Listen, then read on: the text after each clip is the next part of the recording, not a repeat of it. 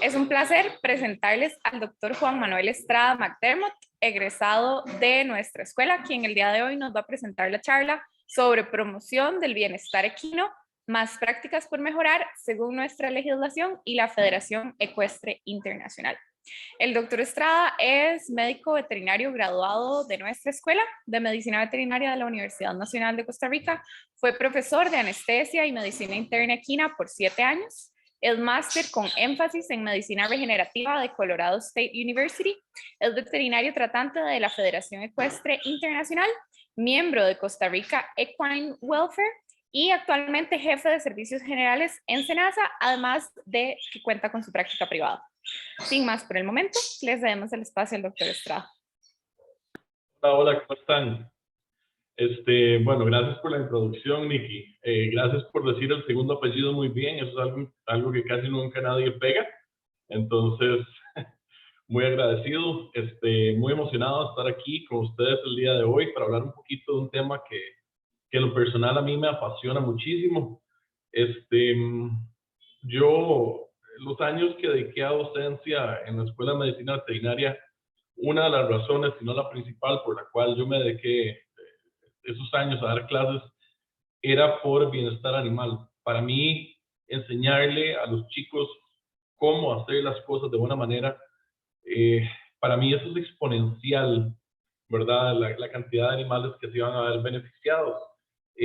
Caballos es un área complicada, intermedia, entre un animal de producción y una mascota. Entonces, suele ser un poco complicado, además que mucha gente les tiene miedo, respeto a los caballos, ¿verdad? Entonces, a veces es difícil poner el caballo en un lugar intermedio cuando hacemos la práctica. Para comenzar a hablar un poquito de los caballos, yo creo que es muy importante hablar del origen y la etología, ¿verdad? Así muy resumido. Sabemos que los caballos les tomó 60 millones de años de evolución llegar al animal que es hoy. Es un animal de presa y ha sido un animal de presa durante 60 millones de años. Nosotros hace más o menos unos 20.000 años comenzamos a cazarlos y comerlos, entonces nuestra primera relación con ellos fue de depredador y animal depredado, ¿verdad? Hace unos 5.000 años comenzamos a montarlos y unos 3.000 años de tenerlos estabulados. Entonces tenemos 60 millones de años de evolución contra 3.000 años de estabulación. Es una idea que me gustaría que mantengan fresca porque es causante de muchos de los problemas que tenemos. Podemos ver aquí en el gráfico, en la imagen de la derecha, cómo hace 60 millones de años el Eohippus era como un tepes de los nuestros, ¿verdad? Un tepes chiquitito, tenía 4 dedos y fue evolucionando, ¿verdad? Y aumentando de tamaño y cada vez volviéndose más rápido y más ágil, escapando, ¿verdad? Hasta tener los cientos de razas que tenemos hoy en día de caballos. Y se pegó. Listo, ok. Los caballos, ellos se desarrollaron en la naturaleza para vivir libres. Un caballo, estando en potrero, camina hasta 22 kilómetros por día. Eso es una maravilla. Si nosotros camináramos 22 kilómetros por día, no tendríamos ni problemas de obesidad, ni diabetes, ni problemas cardíacos, estaríamos súper bien. Ellos son atletas por naturaleza. Dependen de sus instintos, de su manada, la velocidad y la fuerza que ellos tienen para sobrevivir. Ellos eran depredados sobre todo por los grandes felinos y algunos caninos, pero su mecanismo de defensa principal siempre va a ser la huida. Por eso ellos han desarrollado diferentes mecanismos, valga la redundancia, perdón, como dormir de pie, la capacidad de tener este rush de adrenalina y tripar ese vaso, ¿verdad? De liberar cantidades masivas de glóbulos rojos para poder correr y correr y correr y correr. Si no pueden correr, entonces pueden patear, pueden morder, pueden manotear o pueden prensar. Y esto pasa mucho en nuestras condiciones como médico veterinario cuando estamos trabajando cerca de ellos. Si el animal se siente atrapado, su reflejo primario va a ser tratar de huir, y si no, va a hacer lo que él tenga que hacer para escapar. Entonces, la palabra clave con caballos, y esto posiblemente han escuchado a mi papá decirlo 100 veces, es paciencia. No podemos pretender ser más fuertes que ellos, tenemos que ser más inteligentes y tener más paciencia que ellos. Eso es clave a la hora de trabajar con caballos.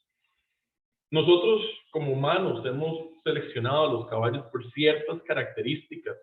Hemos manipulado su genética, hemos hecho cruces para obtener resistencia, como por ejemplo los caballos árabes, velocidad de los caballos de carreras, aptitud de salto, ciertos movimientos, como nuestros caballos los caballos criollos de paso o el andaluz, que tiene elevación en vez de extensión, y todo eso lo hemos podido modificar.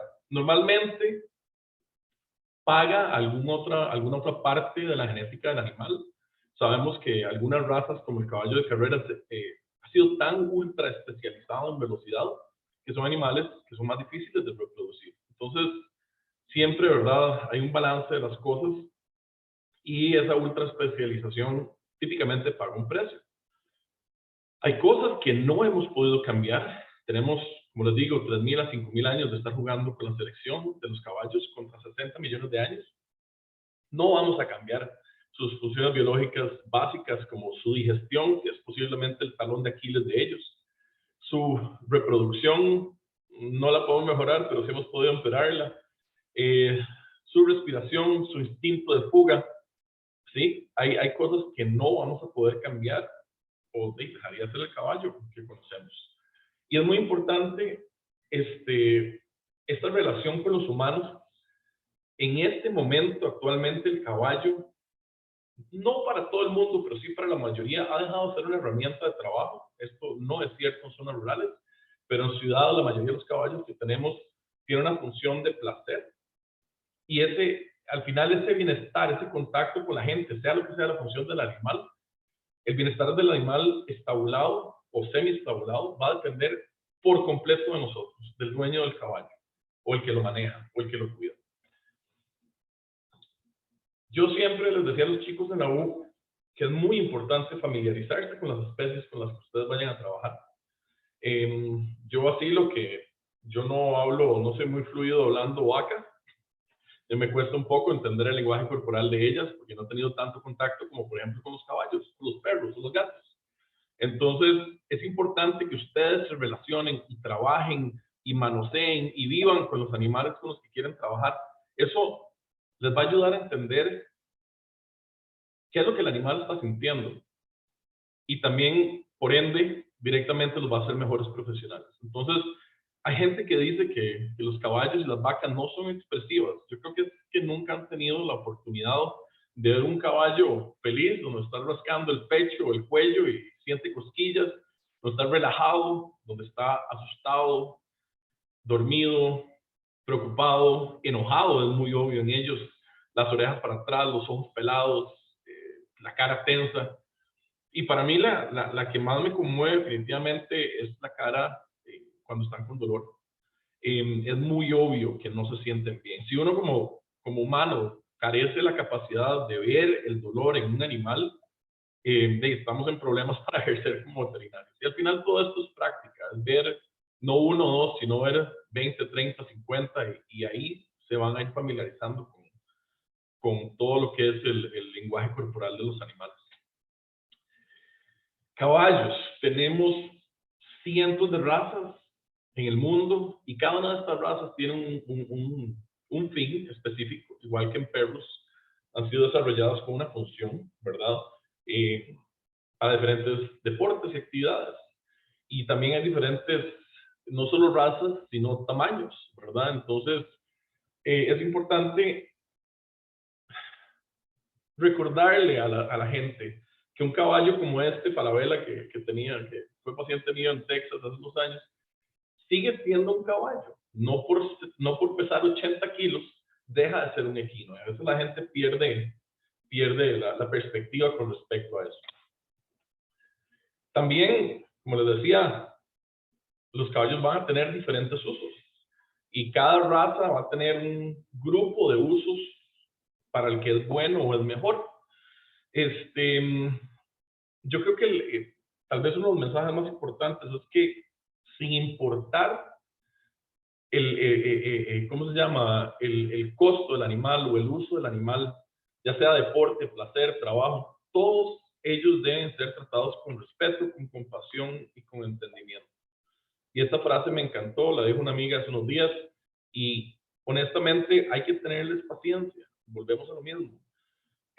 Típicamente la gente ve que recogen un perro, el perro se porta mal y todo el mundo, ay, pobrecito este perro le hicieron esto, le hicieron lo otro, lo maltrataron, y la gente entiende y trata de rehabilitar este perro porque pobrecito. Cuando un caballo es mal criado, es bravo, muchas veces la gente es como, no, hombre, este caballo no vale una peseta, va para el gancho, es el chichón. Y en la mayoría de esos casos, el comportamiento de ese caballo está directamente ligado a un maltrato o una serie de maltratos que sufrió durante su entrenamiento o durante su vida. Entonces, tenemos que mantener eso presente porque la rehabilitación de caballos es bastante más complicada que la de perros. Ellos tienen una excelente memoria para acordarse de todo lo malo que les pasó. Y una vez que generan esa desconfianza para con la gente, cuesta un montón más ganarse. No es imposible, pero toma tiempo y a veces la gente no se quiere tomar el tiempo para hacerlo. Y también el costo del animal no debería determinar el trato que recibe. Ahora, esto es parcialmente cierto en veterinaria porque tristemente muchas veces tenemos que tomar decisiones económicas. Yo tengo un caballo fracturado, la cirugía son 5 millones de colones, el señor no lo tiene, el caballo vale 500,000 pesos, de ahí pues hay que ponerlo a dormir, es lo humanitario. No es bonito definitivamente, pero a veces es la única opción. Entonces, yo creo que es importante, y yo sé que si ustedes están aquí en la carrera y están viendo esta charla es porque ustedes quieren a todos los animales por igual, hasta los más feos. Es más, a veces nos pasa que a los más feos los queremos más. Entonces, es nada más tomar en cuenta que todo animal merece el mismo trato. Y eso es importante como profesionales mantenerlo siempre, siempre fresco. Sobre los cuidados básicos, la OIE define bienestar animal como el estado mental de un animal en relación a las condiciones en las que vive y muere. Existen ciertos dominios, ¿verdad? La parte de alimentación y nutrición, la parte ambiental, toda la parte de salud, que es algo en lo que nosotros nos metemos más, que a veces no vemos lo otro, ¿verdad? La parte de comportamiento y todo esto cómo influye en el dominio mental del caballo. Si él va a sufrir hambre, sed, ansiedad, miedo, estrés, ¿verdad? Todo esto va a afectar directamente el estado del bienestar del equino. Un concepto que ha sido muy sonado últimamente es el concepto de una salud. Es un concepto muy importante. Con esto de la pandemia, definitivamente es algo que ha tomado mucho auge. Y sabemos la relación de salud que existe entre los animales, los humanos y el ambiente. Y cómo tenemos que cuidar de todos los tres juntos para estar mejor, ¿verdad? Ahora con la pandemia se hizo muy obvio y la gente está comenzando a ver este concepto, pero en veterinaria tenemos décadas de estar hablando de esto y resistencia a antibióticos y superbacterias y todo este tipo de problemas que realmente ha sido una preocupación y que de hecho mucha de la resistencia bacteriana nos la han achacado al gremio y realmente no es así o no es así en la mayoría de los casos. Pero es un concepto que la gente está comenzando a escuchar hasta ahora. Otro concepto que es un poco más nuevo es el concepto de One Welfare, un bienestar. Y esto habla de la interacción, ¿verdad?, entre animales y humanos, el abuso que pueden sufrir, las implicaciones sociales, las intervenciones que podemos dar, la salud animal y cómo esto afecta, digamos, una persona que depende de su caballito, su mulita, para poder sacar la carga a la montaña e ir a vender al mercado. Toda esta relación de un bienestar es muy importante. Y a veces, como veterinarios, pecamos en que nos concentramos en la parte médica. Pero esta parte, este factor humano, y créanme, la mayoría de nosotros entramos a veterinaria sin pensar la importancia del factor humano, pero al final siempre nos va a tocar lidiar con el dueño, con el cliente, con el administrador, a veces con la persona humilde que tiene el animal enfermo. Entonces, no pueden sacar a la persona de la ecuación, son parte de la condición del todo del bienestar que ese animal vive. Otros organismos internacionales que trabajan muy fuerte en la parte de bienestar. La Federación Ecuestre Internacional se encuentra ubicada en Francia. Es gigantesca, digamos, y a pesar de su enorme burocracia y todo, hace un trabajo muy, muy importante en regular las competencias oficiales de estos deportes. Salto, dressage, eventing, el driving, endurance o ride, que nosotros hacemos aquí en Costa Rica, reining, ¿verdad? Que son las actividades como vaqueras, vaulting también. Y para ellos, la premisa siempre, en cualquier competencia, es que el bienestar del caballo es primero. No pueden haber intereses económicos o de competición por delante del bienestar del animal. Y esto es muy importante porque aquí en Costa Rica durante muchos años hicimos endurance y todavía se hace endurance, que está por fuera de la regulación de la Federación Ecuestre Internacional y eran competencias premiadas con dinero. Esto suele ser un problema porque entonces le dicen al jinete, y esto pasa todavía en algunos lugares, le dicen al jinete que si el caballo gana, el premio es de él. Un pobre jinete que está con el salario mínimo de peón de finca, que no gana nada, y le ofrecen un premio de 1.000.000 de colones, ¿ustedes qué creen que va a pasar? Entonces, la Federación Ecuestre ha entrado a regular todo este tipo de actividades, y sí, el caballo puede participar, puede competir. Los caballos, yo monté caballos de endurance. El chiste, la broma familiar es que yo era el jinete de endurance de la familia hace como 80, 90 libras cuando era un carajillo, porque hay un peso mínimo, entonces uno trata de no llevar más peso del necesario. Yo monté y la yeguita mía de endurance, que fue mi yegua toda la vida, realmente yo sentía que ella disfrutaba. Nosotros llegamos a la competencia y ella se emocionaba y quería salir y correr. Entonces, no es cierto decir que los caballos en estas actividades van a sufrir. Muchos de ellos disfrutan competir, muchos de ellos disfrutan el vínculo que se forma entre jinete y caballo. Pero hay gente que por competitiva, ¿verdad? Puede poner primero el tratar de ganar antes del bienestar del animal. Y entonces la FEI tiene programas muy serios de control para evitar que el bienestar de los caballos se vea afectado durante las competencias. Tristemente solo incluye estas disciplinas. Ojalá que tuviéramos un organismo con el peso de la FEI, digamos, vigilando la parte, por ejemplo, de los topes y otras actividades que se hacen aquí en el país, pero no es así. Aún así, ahora podemos hablar un poquito de los topes si quieren, pero yo creo que la clave no es pensar en dejar de hacer las actividades, sino regularlas y sobre todo educar. Y esto lo tengo en negrita ahí de último, pero de haberlo puesto de primero. El rol de la Federación Ecuestre Internacional, al igual que el de la Universidad Nacional y cualquier universidad y cualquier veterinario graduado, siempre es de educar al público. Y esto es trascendental, un buen manejo, un buen conocimiento de los animales, educar a la gente sobre lo que está bien y lo que está mal, entre colegas, hacia los peones, hacia los dueños, nos va a ayudar a mejorar la condición de nuestros pacientes.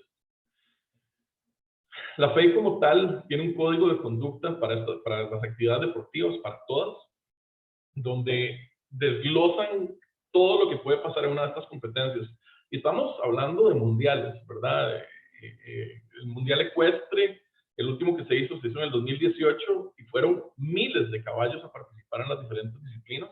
No es ahí como un topecito en Atenas de 50 caballos, ¿verdad? Entonces, estas son actividades gigantescas donde hay montones de caballos y muchas cosas pueden y han salido mal y se ha venido aprendiendo y se ha venido modificando, y esto es un proceso dinámico donde no terminamos de aprender todavía. Entonces, la FEI como tal habla de bienestar general, manejo, entrenamiento, el equipo de montura y herraje, cómo funciona el tránsito y el transporte del animal, si el animal está en buena condición para competir, condición física, está en capacidad, su salud general funciona, pero está bien, perdón, si hay problemas de doping o medicación ilegal, si se le han realizado procedimientos quirúrgicos, si la yegua está preñada, cerca de parir o es una yegua recién parida, el mal uso de ayudas, que es un problema que hemos visto aquí en los topes también, lo que son espuelas y chilillos y ese tipo de carajadas son prohibidas en las competencias FEI. Aquí no hemos logrado quitarlos de nuestras actividades que no son FEI. Y la gente se abusa a veces con las espuelas y los chilillos, sobre todo en las espuelas, ese es el problema más grande. Podemos hablar un poquito también al respecto ahora. Eventos que no deben perjudicar el bienestar del animal, entonces las áreas de competición tienen que estar adecuadas para tener esa cantidad de caballos, el piso tiene que estar adecuado, no se puede competir en clima extremo, han habido situaciones en competencias internacionales y locales donde hay un huracán, una tormenta, rayería, no vamos a exponer al animal, no vamos a exponer a los jinetes por hacer una actividad. Y a la gente le duele eso, ¿verdad? Porque ustedes pueden imaginarse que organizar una actividad de estas no es barato. Estamos hablando a nivel local es caro, a nivel internacional es todavía más caro, ¿verdad? La parte organizacional es complicadísimo y la gente quiere competir a como de lugar, los organizadores, los dueños, pero sigue siendo el bienestar del caballo la prioridad y eso no se puede tapar de ninguna manera.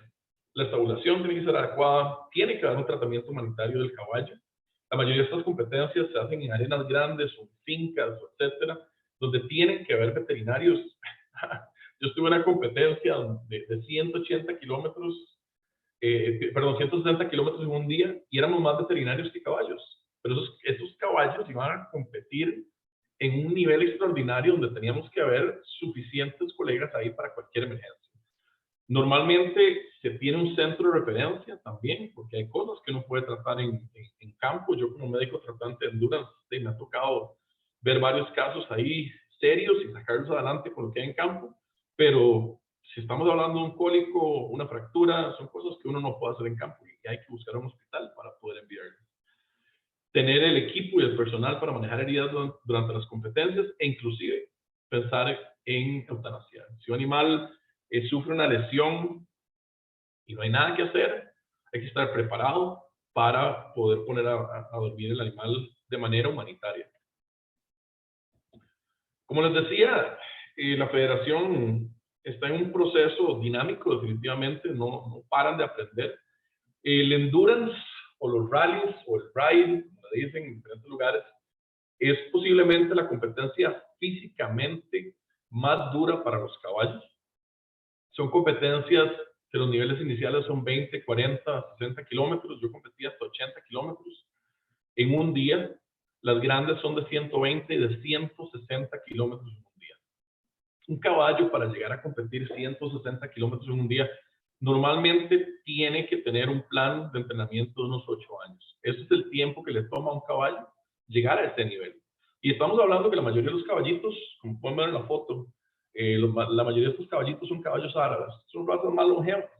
Hace unos años hubo un caballo con 19 años que quedó de tercer o cuarto lugar en el Campeonato Mundial de Endurance y 4 años después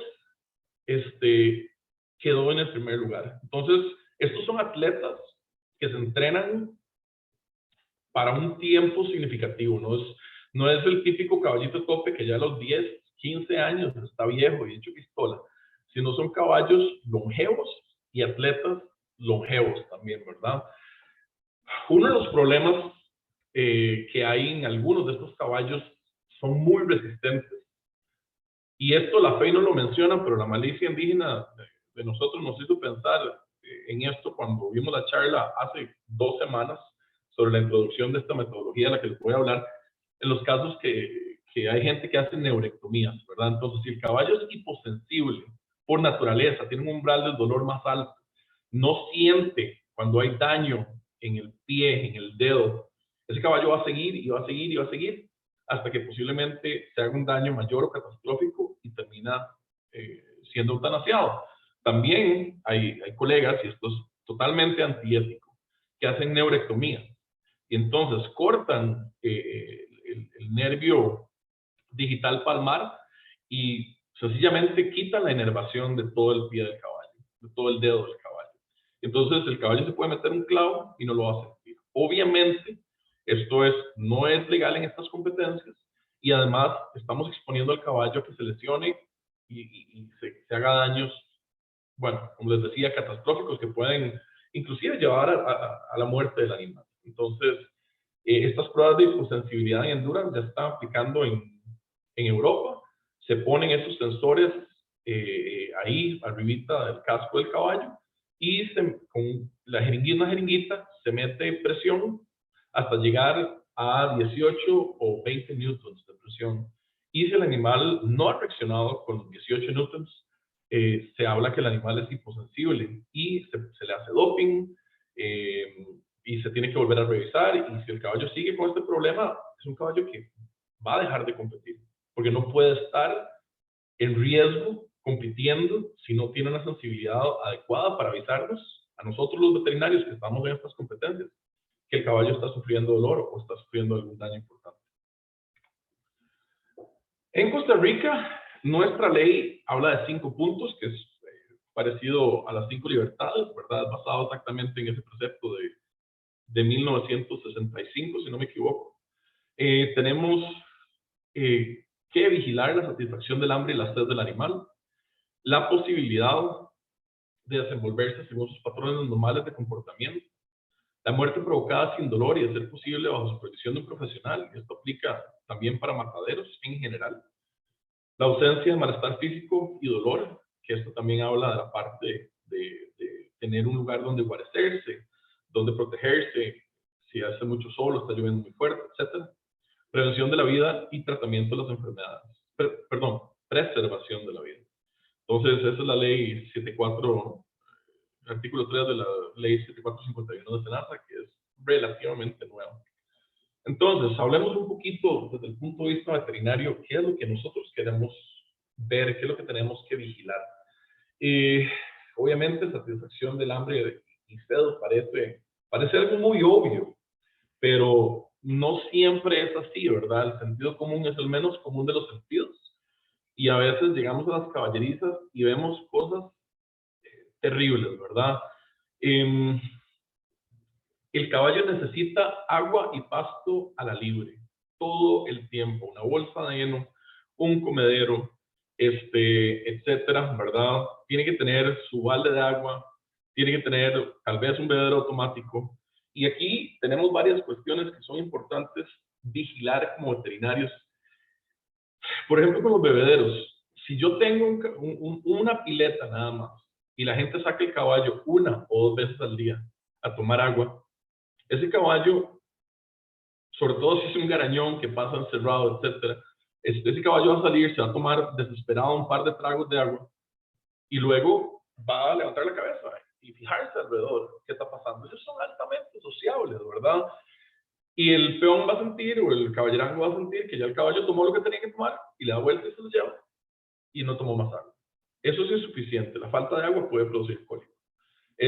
También otro problema con las piletas, las 2 imágenes que tenemos a la derecha son de papera equina, que es una de tantas enfermedades que se contagia por contacto directo. Imagínense que el primer caballo tiene los mocos de la imagen de abajo, llega, mete la nariz en la pileta, toma agua, se lava los mocos, y los 10, 15, 20 caballos que vengan después a tomar agua se van a contagiar. Y son enfermedades muy importantes que pueden afectar al caballo por meses o más, e inclusive en algunos casos se pueden morir. Las piletas individuales, una cuadra, entonces, a mi parecer, es una mejor opción. Un balde de pintura de estos blancos, una cubeta de 18 litros, eso a mí me parece maravilloso. Hay que amarrarlo, si no el caballo lo patea, ¿verdad? Y lo vuelca. Los bebederos automáticos son una muy buena opción también, pero igual se necesita mantenimiento, porque yo he tenido casos de caballos que se mueren de cólico obstruidos porque no tenían agua para hacer la digestión, porque el bebedero automático dejó de funcionar. Entonces, si tenemos un balde, hay que asegurarse que el agua esté limpia, que sea agua, uno le puede decir al peón, agua que usted tomaría, ¿verdad? Eso es muy importante. Ellos tienen derecho a tomar agua limpia. Ahora, si se están muriendo de sed, ellos van a tomar lo que sea, pero no significa que eso sea justo para ellos ni que sea saludable. Entonces, si tenemos un balde, el balde tiene que lavarse cada cierto tiempo. Si tenemos un bebedero, también esos hay que lavarlos y hay que revisar que el bebedero esté funcionando. Pasto bueno y concentrado, las necesidades nutricionales de los caballos rondan un 70-80% de fibra y el resto puede ser concentrado. La palabra clave en alimentación de los caballos es la constancia. No podemos estar cambiando la hora a la que les damos de comer, el sustrato que les damos. No podemos hacer cambios bruscos porque esto puede producir cólico, laminitis, enfermedades metabólicas, sobre todo dietas mal balanceadas, excesos de carbohidratos. Tenemos síndrome metabólico equino, que es el equivalente a la diabetes 2 en caballos. Tiene muchas similitudes y muchas veces tenemos una foto como el caballito de arriba a la derecha, que obviamente está con un sobrepeso extremo. Entonces, tan malo es, ¿verdad? Bueno, tal vez no es tan malo tener un caballo tan gordo como tener un caballo tan flaco como la foto de arriba a la izquierda. Pero al final, este sobrepeso también puede producir laminitis, cólico, problemas a la hora de parir. Entonces, hay estándares de raza que la gente le gusta tener el caballo obeso, y eso no es sano tampoco, igual que en cualquier otra especie. No queremos tener un animal con sobrepeso, como tampoco lo queremos tener tan flaco como el caballito negro de la foto, ¿verdad? Son altamente adaptables en su alimentación. Ellos con hambre se van a comer lo que el caballerango les dé, pero eso no es bueno siempre. Yo he llegado a caballerizas donde les tiraba un poquitito de pasto y el resto de lo que les daban era pan añejo o tortilla, ¿sí? O sea, si nosotros echamos para atrás un poquito y nos hacemos la pregunta, ¿por qué el caballo come concentrado? El caballo come concentrado, come maíz porque nosotros se lo damos. Esa es la única razón, es una fuente de energía, pero no la fuente primordial de energía que los caballos usan. Ellos fermentan la fibra para liberar ácidos grasos volátiles de cadena corta, grasitas, y su metabolismo está basado alrededor de esto. Una sobrecarga de carbohidratos aguda tiende a producir cólico, puede producir laminitis también. Si es crónico, el caballo está obeso, y ya vemos por dónde va la cosa, ¿verdad? Entonces, en la naturaleza, los caballos, ustedes nunca los van a ver ramoneando un elote. Sencillamente eso no es lo de ellos. Ellos comen pasto, poquitos, todo el tiempo. Eso es lo que es natural para ellos. Ahora, si igual que una vaca de lechería, si el déficit energético es muy alto por las funciones del animal, pues hay que suplementar. Pero no podemos darle más de un 20 o 30% de la dieta en concentrado al animal, porque si no vamos a tener problemas. También se ha hablado, digamos, de los comederos. Hay gente que le gusta las bolsas o las redes de heno. Eso funciona muy bien. Hay comederos que se pueden poner altos o bajos. Se había hablado de cómo un comedero alto podía producir más problemas dentales en los caballos por mala posición a la hora de masticar. No se ha investigado más, pero son cosas que se deben tomar en cuenta. Yo creo que el consejo aquí en general es que entre más nos acerquemos a lo que Madre Naturaleza diseñó para el caballo, mejor va a estar el caballo, ¿sí?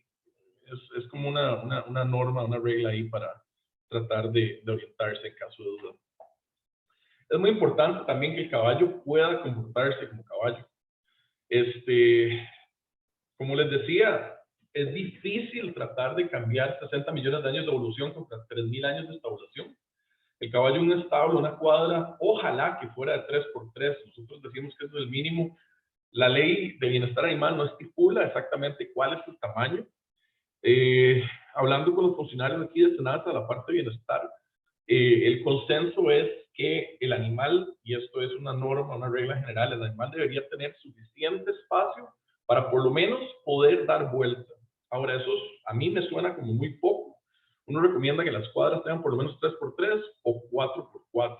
Y el caballo debería salir. El caballo no está hecho para estar encerrado todo el tiempo solo. Eso genera malos hábitos, genera que el animal muerda madera, trague aire, se vuelva loco, dice la gente, comienzan a hacer el pacing, el caminar de un lado para otro, a patear, a pelear. Eso no es normal en un caballo. Ellos necesitan socializar. El manejo a media cuadra a mí siempre me ha parecido muy sobrio. donde el caballo se estabula en la noche, se le da de comer cuando llega en la noche, pasa la noche en la cuadra, comiendo concentrado con agua y se suelta durante el día para poder vigilarlo, que no se lo roben, que no lo estasen, estar viendo los caballos que no hagan, no sé, feo, que no tengan un accidente, sueltos durante el día en el potrero y en la noche se vuelven a estabular. Esto es una práctica que es bastante buena y pues no garantiza, pero nos aumenta la posibilidad de que que los caballos estén bien. Podemos tener cólico, ¿cómo se llama? Por ejercicio súbito, ¿verdad? Podemos tener rhabdomiólisis por falta de ejercicio también. El caballo no ha caminado, no ha hecho ejercicio en años y lo sacan y lo llevan a cabalgata 3 días. Esos músculos se van a reventar, vamos a tener fallo renal y el caballito se los va a morir. Es igual que si ustedes no han ido al gimnasio, ¿verdad? En 10 años, como yo, llegan a hacer press de banca ahí de 150 kilos, algo se va a romper, ¿verdad? Y eso también es muy importante. La mayoría de los caballos son más corazón, tienen más corazón que condición física. Y el caballo vos lo sacás, él está emocionado, él va a querer hacer ejercicio, va a querer caminar, él va a querer correr, pero eso no significa que sus estructuras musculares y tendinosas estén en una condición adecuada para ese ejercicio al que uno lo va a exponer. Entonces hay que tener cuidado con eso. Y lo otro, la parte de la socialización. Ellos son animales de manada. Esto es muy importante. Hay que tenerlos, dejarlos que socialicen. Y la gente a los garañones les tiene pavor y tiende a encerrarlos. Y eso los hace todavía más bravos. Y toda esa testosterona y todo ese enojo y todas esas ganas de salir. Y si el caballo es un garañón y lo sacan solamente para montar a la yegua, de cada vez que lo sacan, el caballo va a salir bravísimo, ¿verdad? En cambio, nosotros hemos tenido garañones que se entrenaban y se competían y eran caballos normales. Tienen su temperamento por ser garañón, pero no es un animal inmanejable. Entonces, es importante que todos ellos tengan derecho a socializar. La preservación de la vida y el tratamiento de las enfermedades, obviamente es más barato prevenir que lamentar. La medicina preventiva es muy importante en equinos, como cualquier otra especie. La gente no está acostumbrada aquí en el país. Realmente cuesta, ¿verdad? A veces convencer a la gente que vale la pena desparasitar o que vale la pena vacunar. Los males o los problemas que tenemos con la... Ya te vi. 10 minutos, ok. Que tenemos con la anemia infecciosa equina. Entonces, hay que educar a la gente. Volvemos al mismo. Esto es educación. En Estados Unidos y en Europa hay pony clubs y hay otras entidades donde la gente se educa. A veces a la gente aquí en Costa Rica le regalan un caballo y piensan que es como tener un conejo en el patio. Y de repente está el caballo sobre sus propias heces y le echan el pasto ahí, están reciclando parásitos. Y tenemos la foto aquí a la derecha de un caballo que nunca fue desparasitado con ivermectinas o moxidectinas y ¿cómo se llama? La aorta ahí, llena de parásitos de Strongylos vulgaris, ¿verdad? Y esto produce coágulos y émbolos y eventualmente cólico. Y la vacunación, el tétano, si tienen que escoger poner una vacuna, pongan tétano. Otras vacunas, ahorita no hay, así que por favor, por lo menos pongan tétano. Tenemos problemas de rabia, tenemos problemas de encefalitis, tenemos problemas de West Nile virus, tenemos problemas de rino e influenza. No hay vacunas en este momento en el país. Hay gente que las trae de Estados Unidos o de Panamá o de Nicaragua, pero esto no es, uno no puede asegurarse que la cadena de frío se haya cumplido, que la vacuna esté buena.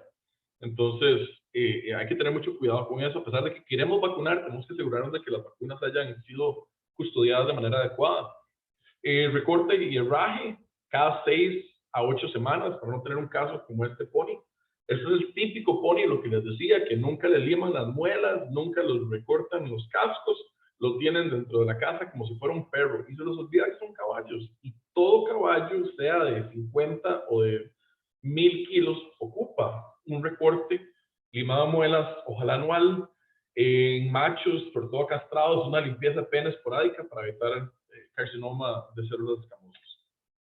Ausencia del malestar físico, y esto lo vemos mucho en topes y en actividades masivas, ¿verdad? Que nos toca ir a fiscalizar. Tenemos un proceso avanzado que tiene que ser humanitario. La gente aquí en Guanacaste y gente entre más rural la zona, tiende a ser un poco más tosco el manejo que se le da a los animales. Eso no quita que en Valle Central haya gente haciendo estupideces, pues se lo garantizo que también. Pero hay gente que habla de quebrar el caballo. Ellos hablan de quebrar el caballo, de amarrarlo 3 días a un bramadero para que el caballo se mate ahí hasta que se agota y se entregue. Pero ustedes creen que ese caballo va a ver a la persona que le hizo eso con cariño o va a confiar en ella. El uso de cerbetas, como la foto de arriba, para obligar al caballo a entregar la cabeza, genera cortes, lesiones y cicatrices, cadenas, fustas, garrotes. O sea, la gente, bueno, se inventa cada estupidez que es realmente preocupante.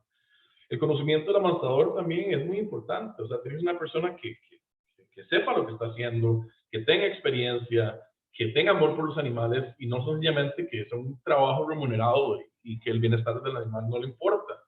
En nuestros topes hemos tenido muchos problemas de abuso de fustas y sobre todo espuelas, como les decía. La gente le encanta usar unas espuelotas grandes de estrellas así afiladas. Obviamente el caballo termina cortado y sangrando, y entonces ya tenemos un problema de maltrato y un problema de opinión pública también. La gente a veces ni revisa el caballo antes de llevarlo a un tope, una cabalgata, y le dio piroplasmosis, está medio anémico, lo llevan al tope, lo apretan, pum, cae muerto. Eso pasa también. O sea, no debería hacer un chequeito antes de llevar un animal a una de estas competencias. Algunos lugares del país, hasta hace unos años, y todavía se realizaban castraciones sin anestesia. Decían a punta de machete y mecate. Aparte del sufrimiento obvio de tener un animal mecateado, amarrado, y sencillamente lo castraban sin ningún analgésico y anestésico. Esto predispone a infecciones, fracturas, evisceraciones, muertes, y si el animal sobrevive el proceso, de nuevo, ¿ustedes creen que el caballo va a volver a confiar en una persona? También el mito de la java, no tenemos mucho tiempo para hablar de esto, pero cuando los españoles vinieron acá y trajeron sus caballos, una de las cosas más malas que dejaron fue el mito de la java. La gente dice que, como está aquí indicado en las flechas, ese paladar donde sale o es más largo que los dientes, supuestamente el animal no puede comer bien y está flaco por eso. Y se los cortan con una cuchara caliente, se lo queman, hacen un montón de estupideces, dañan el aparato vomeronasal que le ayuda al caballo a detectar feromonas y toxinas, aparte del maltrato como tal. Y es una estupidez, es una tontera. O sea, ahí todos los potros de menos de año y medio tienen java, tienen el paladar más largo que los dientes. Y hay potros gordos y hay potros flacos. Entonces la gente a veces quiere achacar su falta de conocimiento, la mala nutrición del animal, en algo médico para no quedar ellos de menos, ¿verdad? No voy a ahondar mucho en los frenos, pero obviamente es una combinación donde tenemos metal contra mucosa. Obviamente la mucosa lleva todas las de perder. Entonces vamos a tener, como este freno aquí abajo, el centro, es un Pelham, patilla más corta, flexible, es más suave en la boca del caballo. Un freno como este de arriba, el del centro arriba, patilla larga, rígido, tiene más chance de hacerle daño a la boca del caballo. Algunos, como el de abajo a la derecha, el freno de mula, que no tiene una pieza dentro de la boca, pero lo que hace es hacer palanca sobre la nariz del caballo, y hay que manejar esos frenos con cariño para no lastimar la boca del caballo. Un tema muy importante para nosotros como veterinarios es la muerte provocada sin dolor. Al menos yo rara vez dando la recomendación sobre la emergencia de que se haga un procedimiento del personal veterinario presente.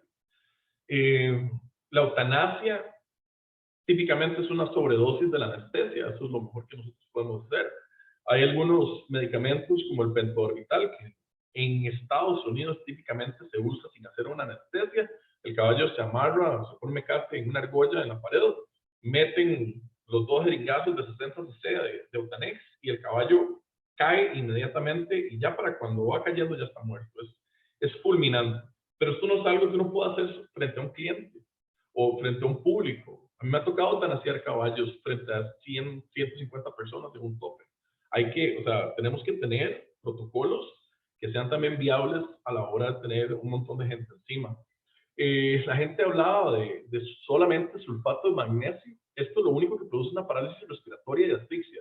¿Se puede usar? Sí, pero con una buena anestesia antes. Entonces es muy importante aprender a hacer buenas anestesias en las especies en las que ustedes van a trabajar, no solo para cirugía, cirugía, sino también para cuando les va a tocar eutanasiar el animal. La combinación de sulfato de magnesio con hidrato de cloral con un animal derribado anestesiado funciona muy bien. Si no tenemos un barbitúrico o alguna de estas sustancias para eutanasiar y lo único que tenemos es los típicos medicamentos, anestesia y lidocaína, podemos aplicar lidocaína intratecal. Funciona súper bien en perros, gatos, caballos, vacas. Hay que, ojalá, bajar la imagen y buscar bien el ángulo en el que vamos a poner la aguja, pero se van súper rápido, otra vez, estando bien anestesiados. Es un procedimiento que se hace con el animal anestesiado. A veces pasa que no tenemos nada de medicamentos. ¿Qué hacemos? Bueno, típicamente a la policía se le pide ayuda en estos casos. La marca, digamos, de los caballos es muy importante a la hora de tratar de hacer la eutanasia, de la comisura anterior del ojo a la oreja opuesta y viceversa, como vemos aquí en esta imagen. Entonces, el cerebro del caballo es muy, muy, muy pequeño comparado al tamaño de su cráneo. Entonces, hay que saber poner ese revólver bien para poder eutanasiar al animal. Si le pegamos el tiro y no le damos al cerebro, eso es un desastre, ¿verdad? El pistón hidráulico que se usa en vacas y en caballos en matadero. En algunos casos extremos, un animal caído y lo único que la gente anda es una cuchilla o una gilet, se mete la mano por vía rectal y podemos hacer corte de aorta abdominal. Esto es humanitario, el caballo se va a desangrar internamente, no siente dolor por el tipo de inervación que tiene la aorta, va a ser un dolor pequeño e inespecífico, pero en cuestión de 5 o 6 latidos, este animal ya comienza a sufrir de hipotensión y va a entrar en un coma y va a morir. Entonces, a veces no hay drogas a mano, no hay equipo a mano, hay que tomar una decisión rápida. Eso como veterinario, como veterinarios, a nosotros a veces nos toca tomar esa decisión. Nunca es bonito, pero cuando les toque hacerlo, tienen que estar seguros que lo puedan hacer bien, para que la última experiencia que ese animal y ese dueño tengan no sea algo nefasto. Entonces, aquí, hablando de cómo medir este bienestar animal, ya casi vamos a terminar, el World Horse Welfare y Crew para Costa Rica, ¿verdad? Habla de estos ítems que podemos medir, ¿verdad? Podemos medir las lesiones que tiene el animal, nos va a hablar del nivel de bienestar, el fin de la vida útil. ¿Qué pasa? Vos tuviste el caballo 20 años y al final lo mandaste a matadero, o lo tiraste a un potrero y no volviste a verlo nunca. El equipo con el que trabaja, la montura, los arneses, el manejo de enfermedades, tiene un veterinario, no, sencillamente lo están dejando ahí que se muera. Renqueras, los procedimientos que sufren los caballos día a día, su condición corporal, que eso hay tablas súper fáciles de utilizar, uno se acostumbra muy fácil a echarle ojo a eso de una vez. Comportamiento del animal, eso a mí me dice montones, cómo reacciona el caballo a su cuidador, cómo reacciona el caballo a su dueño. Eso habla de la relación de esa persona con ese animal cuando nadie está viendo. Prácticas de manipulación, respuesta al manejo, aptitudes, las cargas de trabajo, todo eso podemos medirlo y nos puede dar una idea de la condición del bienestar del animal en general. 48 minutos, me pasé por 3 entonces. ¿Preguntas? Tranquilidad, no se preocupe. Muchas gracias, Doc. De verdad, esta información es súper importante para veterinarios, para nosotros como estudiantes y yo creo que también muy importante para los propietarios en realidad. Vamos a ver, aquí tenemos una pregunta. Antes de leerla, si quisieran levantar la mano también para hacer preguntas, están en toda su libertad y ahí les daremos la palabra. La pregunta dice, de Berenice Villanueva. Hola, ¿qué tan cierto es que darle frutas y vegetales a los caballos es perjudicial para la salud de ellos? A ver, como les dije antes, cualquier cambio brusco en la dieta puede ser perjudicial, sobre todo si son alimentos cargados de carbohidratos. La flora gastrointestinal del caballo no lo va a tolerar bien, va a fermentar y va a producir cólico. Ahora, yo puedo darle, el problema es darle mucho. Yo puedo darle una zanahoria, yo puedo darle una manzana, un par de pedacitos de tapa dulce, y ese caballo va a ser mi mejor amigo, porque ellos son unos golosos. El camino al corazón del caballo es a través de su estómago y los chineos y las caricias. Pero si el caballo nunca se ha comido una zanahoria y le traen un saco, el caballo se va a comer el saco y después nos va a enfermar. Tuve una experiencia en una competencia de endurance que un grupo estaba trabajando con una nutricionista humana en la competencia de endurance y la nutricionista humana le recomendó a los entrenadores del caballo que durante la competencia le podían dar jugo de sandía al caballo para hidratarlo. Si el caballo tiene la capacidad en su tracto gastrointestinal de fermentar zacate, que es lo más pasco que hay, heno, o sea, es lo más pasco que hay, y ellos de ahí sacan energía, imagínense lo que pueden hacer con un jugo de sandía. Ese caballo en cuestión de 10 minutos estaba así inflado. Por dicha lo pudimos entubar, le hicimos un lavado, sacamos todo y el caballo no pudo seguir en la competencia, pero por lo menos se salvó y siguió compitiendo después. Entonces, como les decía, lo importante con los caballos es la constancia. No hacer cambios bruscos, siempre la misma comida, a la misma hora, y podemos darle un treat o comenzar a incluir cosas nuevas, pero paulatino. Digamos, en la casa nosotros tenemos caballos y tenemos guayabas, o casas. Y cuando comienza la cosecha, al principio hay poquitos y comienzan a comer 1 o 2 frutillas por día, y luego están full cosecha y parecen aspiradoras y se comen todo lo que hay, pero no les pasa nada porque ha sido un proceso. Entonces, es un problema cuando el animal se les mete al cuarto donde guardan el concentrado o se les mete un potrero lleno de mangos o guayabas o alguna fruta que fermente mucho a la que nunca ha tenido acceso, ahí es donde vamos a tener problemas. Muchísimas gracias. Le cedo la palabra en este momento a Manuel Estrada, que levantó la mano. El orgulloso papá. Hola, ¿cómo están? Un gusto oírlos y después Todo de bien, esa doctor.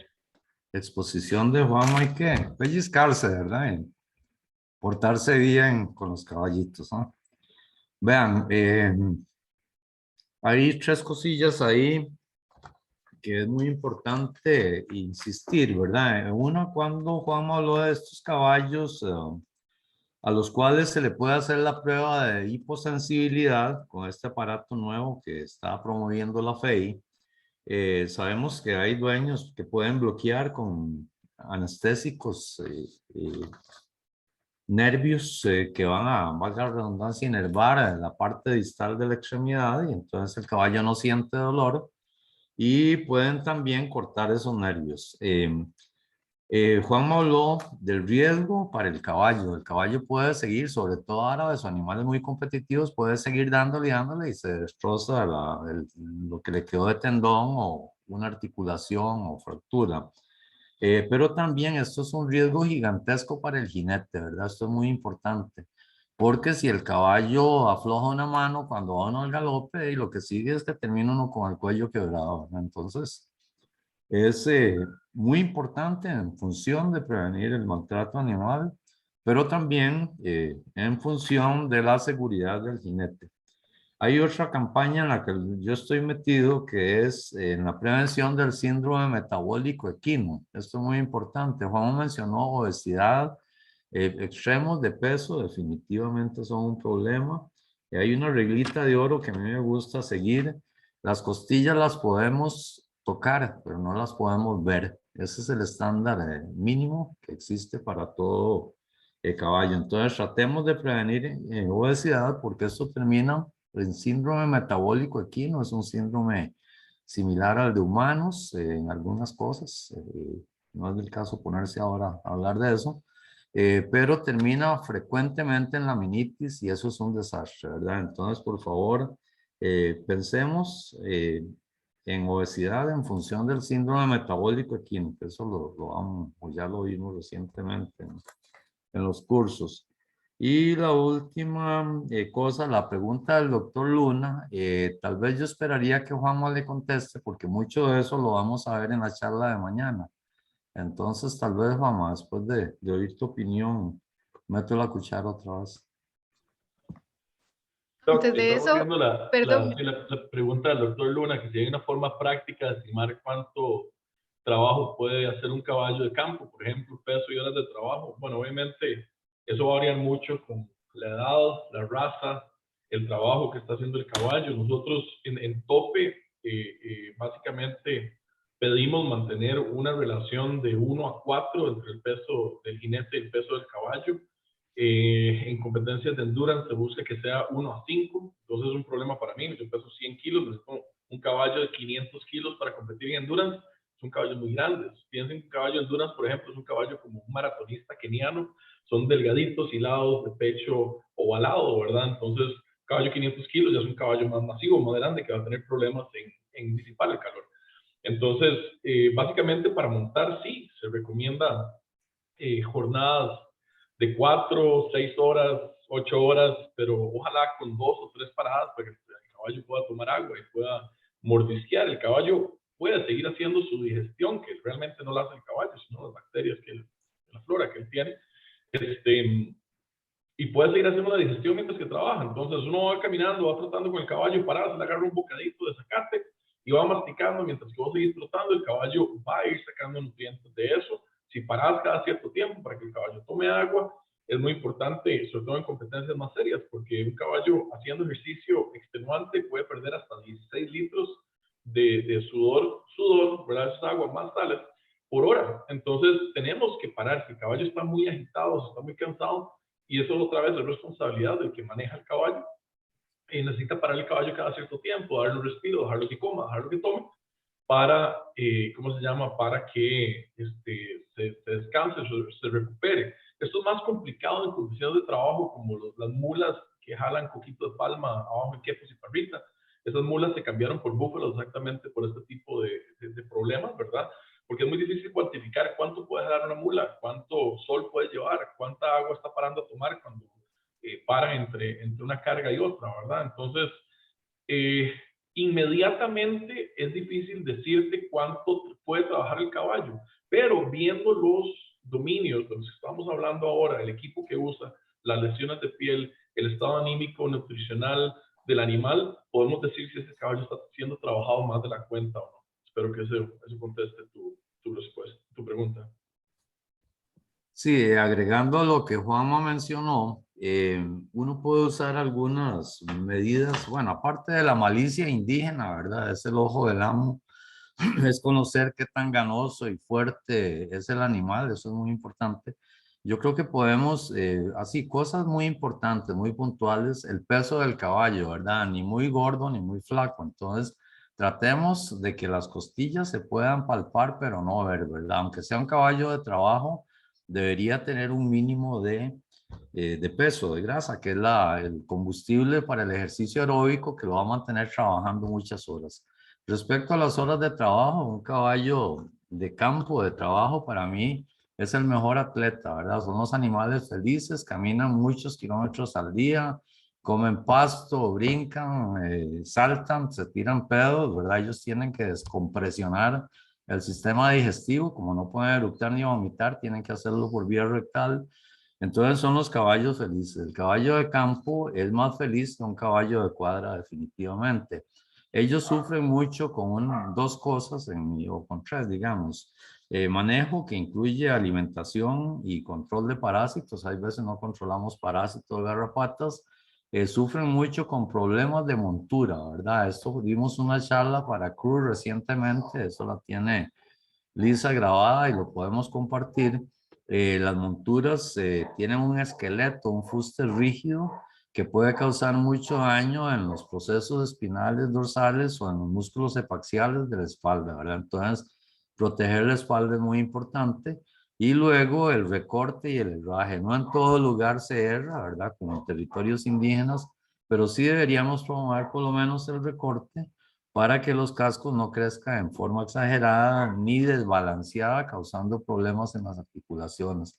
Entonces, si uno maneja más o menos esto, yo creo que uno puede trabajar el caballo perfectamente de 12 horas o más al día. Si ellos están gorditos, si están comiendo pasto, aunque uno ande en cabalgata, hay que dejarlos que pellizquen pasto de la calle y también que tomen el agua que quieran tomar, ¿verdad? Como Juanma dijo, el caballo pierde por sudor de 12 a 15 litros por hora de ejercicio. Y este sudor es agua más electrolitos, ¿verdad? Entonces es muy importante pensar en la rehidratación y eso lo vamos a ver mañana en detalle. Gracias. Muchas gracias a los dos por esas respuestas. En este momento, Nicole se despide porque tenía que trabajar, entonces les agradece un montón y seguimos por acá. Carlos Luna respondió, muchas gracias Juanma, muy buena charla, saludos. Lisa Ortuño dice, excelente charla, Juanma, felices de tenerte en el equipo de trabajo de Crew, un abrazo. Rigoberto dice, excelente ponencia. Considera que el uso de tranquilizantes en caballo, ejemplo, caballos de charrería, sea una práctica recomendable. Ok, bueno, yo creo que eso es complicado. O sea, mi primer instinto es contestar, si usted tiene que sedar su caballo para poder montarlo, hay algo que no está bien, ¿verdad? Yo honestamente de charrería conozco poco. Tuve un par de colegas, compañeros de trabajo en Estados Unidos que eran mexicanos y hacían charrería. Nunca hablé con ellos sobre la parte de sedación. La sedación con alfa-2, cipromacina y otros medicamentos es algo que debería ser exclusivo de médicos veterinarios. Hay a veces herreros y empíricos que por negligencia del sistema o colegas tienen acceso a estas drogas y eso no debería ser. Entonces, yo como criador de caballos, yo nunca he tenido la necesidad de sedar un caballo mío para salir a una cabalgata, a una competencia de endurance, un tope, lo que sea. Entonces, desconozco, no estoy familiarizado con el ámbito de la charrería, pero yo en mi mente no se me ocurre que haya una justificación para tener que sedar un animal para poderlo usar, sedar un caballo para poderlo montar. Eso en mi cabeza no tiene sentido. Nosotros en la casa criamos caballos árabes, son caballos súper bravos, muy inteligentes y nosotros los de casa son como perros, pero los criamos con paciencia, con amor, con cariño y son animalitos que en general se portan muy bien, siguen siendo caballos, van a reaccionar, algunos más asustadizos que otros, pero cuando montábamos endurance, nunca, jamás, Dios libre, y menos en endurance, pensaba en tener que sedar un animal para poder montarlo. Entonces yo no, me tendrían que explicar por qué se usa, si un colega lo hace, por qué el colega lo hace, y si no lo está haciendo un colega, entonces estamos cayendo en una falta, ¿verdad? Muchas gracias, Doc.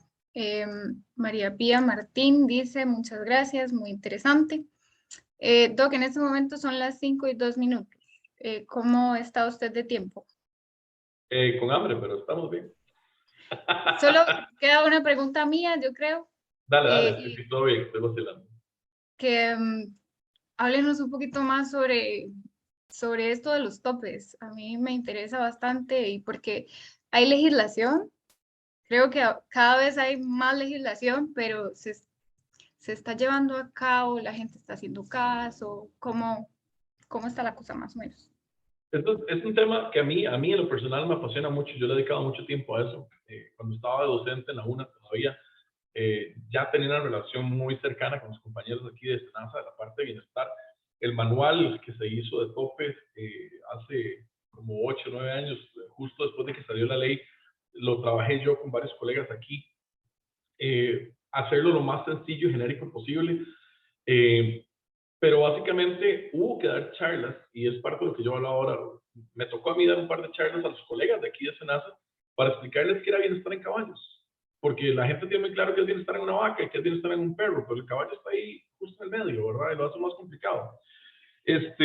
Y comenzamos a aplicar este manual. Entonces, cosas sencillas, los descargaderos de los caballos en los topes tienen que tener agua. Cada dueño de caballos en su camión, en su carreta, tiene que traer un balde para poder darle agua al caballo antes y después de la competencia, no esperarse 16 horas mientras que se le baja la borrachera. Tiene que tener pasto, tienen que ser caballos sanos, se hace un examen visual de los animales, nada más para asegurarse que no tengamos moco, que no esté con tos, con estornudadera, con cortadas, con lesiones en piel, en espalda, cortadas durante el transporte. Todo eso se hace previo a que el tope comience y se marcan los caballos que no pueden ingresar a la actividad. Durante la actividad entonces comenzamos a regular el abuso de las ayudas, de los chilillos o fustas y de las espuelas, y hay historias de terror ahí, ¿verdad? De gente que con una fusta le dio a la cara del caballo y le sacó un ojo, y carajadas así súper cruentas, ¿verdad? Que después el público reclama y el caballista se enoja. Tengo que decir que el proceso de educación de la gente siempre es súper duro, pero es gratificante. El primer tope de Palmares que yo fui como médico veterinario tratante, y comenzamos a implementar este manual, En los primeros 500 metros, yo con los compañeros de Senasa en ese momento y la policía decomisé como 500 pares de espuelas que habían cortado caballos. Y comenzamos a educar a la gente, no traiga espuelas filosas, traiga espuelas mochas, ¿verdad? Sin filo, animadoras, eso funciona igual. No, la gente quiere la estrellota porque se llama vaquera, etcétera. Normalmente la gente que anda así es como la gente que menos sabe, ¿verdad? Entonces, el caballista comenzó a agradecer que le tratábamos la cortadita del caballo y que podían seguir en el tope y que no nos sacábamos. 8 años después, de 500 escuelas, pares de escuelas decomisados, en el mismo sector, 8 años después, yo decomisé, fueron como 10, nada más. Entonces, eso para mí es un impacto lento, pero un impacto directo sobre el bienestar animal de un montón de caballos que van a estas actividades. Como les decía, a más rural la zona, más difícil el manejo, ¿verdad? Yo sé que uno puede poner más presión aquí, tope de Alajuela, tope Palmares, tope San José, siempre hay 4, 5, 6 colegas o más. Cuando me pedían vigilar o trabajar tope de Palmares y de Alajuela, que fue los que más trabajé, se armaba un equipo interdisciplinario lindísimo, 10 veterinarios entre los colegas practicantes de caballos más colegas de Senasa, 30, 40 voluntarios, nos reuníamos con la policía, con los organizadores, súper bien. Entonces yo tengo fe que educando a la gente, a pesar de que es un proceso lento y a veces es tedioso y es engorroso, yo siento que las varas se pueden hacer bien. El asunto no es prohibir las actividades, es regularlas. Y así la gente puede disfrutar y el caballito puede disfrutar. Típicamente la gente que va al tope, la mayoría no es el problema. Si vos tenés la campana de Gauss ahí de la distribución de la población, de la gente que va al tope, vos tenés un extremo aquí, la gente que no tiene caballo y alquila un caballito de tour cachimbeado que lo traen de camión de la playa y se monta en ese caballo y le da gas como si fuera una moto y se emborracha y quiere que lo vean. Eso es un problema, ¿verdad? Porque ese no es un caballista. Luego comenzamos a tener la gente que tiene 1 o 2 caballitos y sabe lo que le cuesta tener un caballito. Eso no es barato. O sea, los caballos comen un montón. El herraje, el recorte, la desparasitación, el manejo, la cuadra, eso es plata. Y si alguien trabaja, no es muy pudiente y tiene un par de caballitos, esa persona no va a ir a maltratar mi caballo al tope. La va a chinear. Luego tenemos la gente más ricachoncilla, luego la gente que tiene un montón de caballos, luego los que tienen un montón de caballos carísimos, que ahí a veces me ha tocado algunos dueños ricachones, juega importantes, que se emborrachan y te salen con la típica, usted no sabe quién soy yo, y borrachísimos el caballo golpeado. Bueno, no, yo no sé quién es usted, pero su caballo está mal, así que lo siento. Y luego, que eso es como ya el otro lado de la curva, ¿verdad? Entonces, tenemos muchísimo trabajo que hacer en nuestras actividades ecuestres, sí. Nos estamos despabilando con respecto a eso. Ahora para los topes, se está pidiendo que sea un colega de caballos. Y ojalá que sea un colega que vaya al tope a trabajar. Es que antes le decían al veterinario del pueblo, montas en un caballo, le damos guaro, venga, enfiéstate con nosotros. Eso no está bien. Yo he escuchado topes donde un caballo se muere porque el colega anda borracho en el tope. Entonces, es un trabajo muy serio, es una responsabilidad muy seria ir como médico veterinario, tratante o regente de una actividad de estas. Se recomienda un veterinario por cada 500 caballos y yo trato de llevar por lo menos 2 o 3 voluntarios por cada veterinario. Y hemos mejorado, pero todavía hay mucho camino por recorrer. Muchas gracias, doctor, ¿verdad? Bueno, Manuel Estrada, su papá, dice felicidades por la charla, abrazote. Y este comentario de Carlos Luna hay que decirlo. Tenés que decirles, no sé quién es y tampoco me interesa. Sí. No me impresiona, bájese del caballo, el caballo está mal. Al final, lo bonito de estas actividades es que si uno planifica bien y tenés a la policía a la par, entonces la persona se pone tonta, uno le dice a la policía, todo, eso yo ya lo intenté. Porque tampoco es mi trabajo como veterinario apañarme con cada dueño de animales que los esté maltratando, ¿verdad? O sea, yo como veterinario siempre he tenido la sensación de que si alguna vez voy a la cárcel es porque voy a meter las patas con alguien en una situación de estas de maltrato. Gracias a Dios lo que me ha pasado, pero a veces uno preferiría que le dieran un bate de béisbol en vez de un cafete en estas actividades, porque hay mucha gente que se pasa, ¿verdad? Se usa. Toda la razón. Doc, yo creo que no le robamos más tiempo. Esto da para sentarse a tomarse una taza de café y hablar un montón más, En este momento voy a parar la grabación para hacer el cierre.